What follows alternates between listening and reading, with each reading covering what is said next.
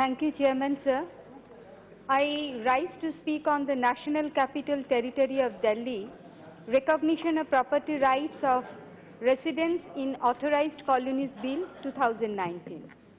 Sir, unauthorized colonies have been in existence in Delhi since the planned development started by the Delhi Development Authority in the year 1957. Unauthorized colonies are the residential colonies constructed without seeking the required permission for the layout or building plans. Consequently, conveyance deeds for these colonies are not registered by the register or sub-register unless these are regularized by the government. Transaction of purchase and sale of properties in these colonies is evidenced by a power of attorney, possession letters, etc., which does not convey any title in the property as held by the Supreme Court in case of Suraj Lamp and Industries Private Limited versus State of Haryana case.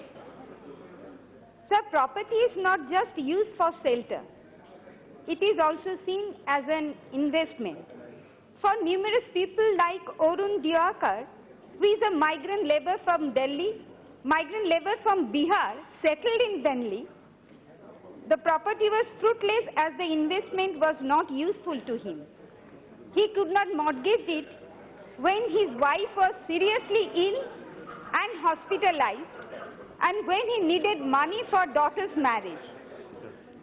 Now this bill seeks to grant people of this area an authority over their property.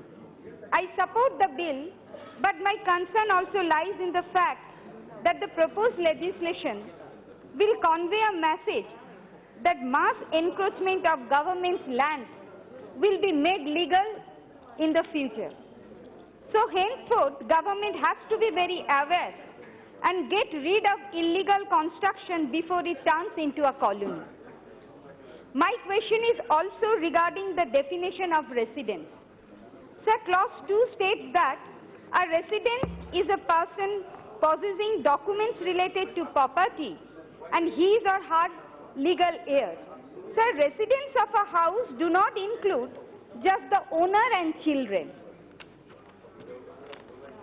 The person might be childless and still have a family. So I would request the minister to look into this. Spouse, parents and siblings of the owner must also be within the ambit of the definition. Thus the term family must be used. Since in case of owner's demise, the property can be transferred to someone who is not a legal heir but may be spouse. The move of the bill is very fair, but systematic implementation must be provided. Firstly, Delhi Development Authority has earned the distinction of being a slow mover. The reason for such a reputation is its sluggishness.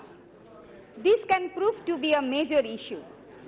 The solution to this can be fixing a time window within which the application is made online, has to be resolved by the DDA, or else it can remain pending for years.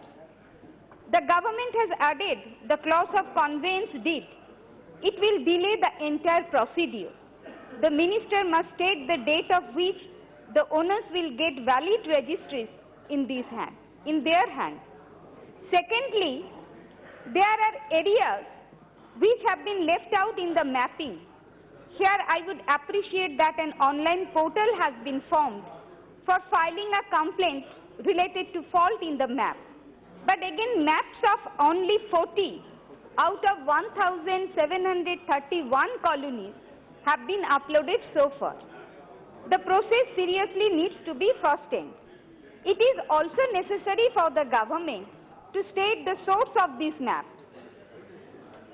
Sir, my question is, are you using the satellite maps, and that too of 2015? This will be a major mistake as it needs an upgrade.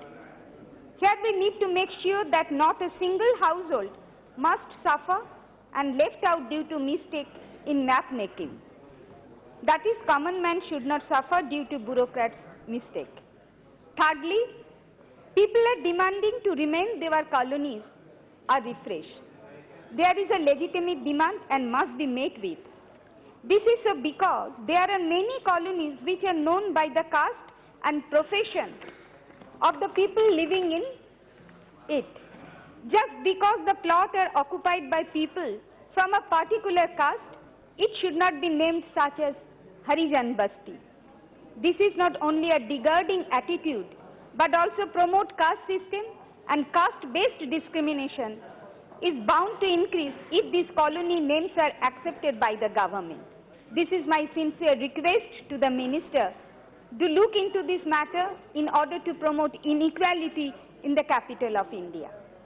Fourthly, the Delhi government has spent rupees 8,147 crore since 2015 for development works. It has laid down pipelines, improved the sewage system, and also constructed roads. How much does the central government intend to allot for the development work of these concerned areas? Has the government even formulated any plan for improving the condition of this region? Finally, I would like to know from the government that what is in store for the so-called affluent unauthorized colonies that have been left out. Is there any proposed schedule for regularizing the colonies of places like Shoinik Farms, Vasant Kunj and Chattarpur and other areas? To sum it up, I would like to say that the intention of the proposed bill is surely noble, because shelter is a basic necessity, but the whole procedure needs a very smart and scientific approach, or else it could raise even more problems for the people of Delhi. I would end with a simple question. The BJP government came into power in 2014. Why didn't it take 5 years to bring in this bill, and that too before assembly elections? Political agenda is certainly the motive behind this proposed legislation. Thank you, sir, for giving me the opportunity to conclude my speech.